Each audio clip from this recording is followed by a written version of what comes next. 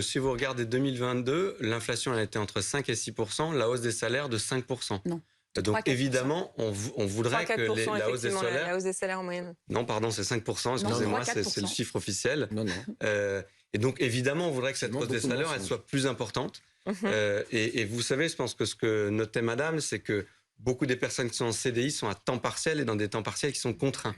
Et donc nous, ce qu'on cherche à faire... 3,5% en moyenne, l'augmentation des salaires en 2022. Alors pardon, je vais garder mon chiffre de 5%, qui est le chiffre de l'INSEE sur l'entièreté de l'année 2022.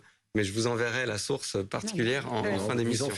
C'est pas grave. Je m'en fais pas, c'est le chiffre officiel, il est trouvable sur Internet d'une façon très facile. Mais bon, ne perdons pas de temps là-dessus. Non, bien sûr. Ce qui est important, c'est vrai que les infos, en général, vous savez, la meilleure façon d'augmenter le pouvoir d'achat, c'est de tuer le chômage et d'aller au plein emploi. Parce que quand on est au plein emploi, on a beaucoup plus de facilité à avoir un temps complet par rapport à un temps partiel contraint ou subi. Et quand on est au plein emploi et quand il n'y a pas de chômage, on a beaucoup plus de facilité à aller négocier son salaire avec son patron. Parce que son patron a moins d'alternatives. Et donc ça, c'est aussi ça qui change le rapport de force entre les salariés et les employeurs. Et c'est évidemment un de nos objectifs principaux.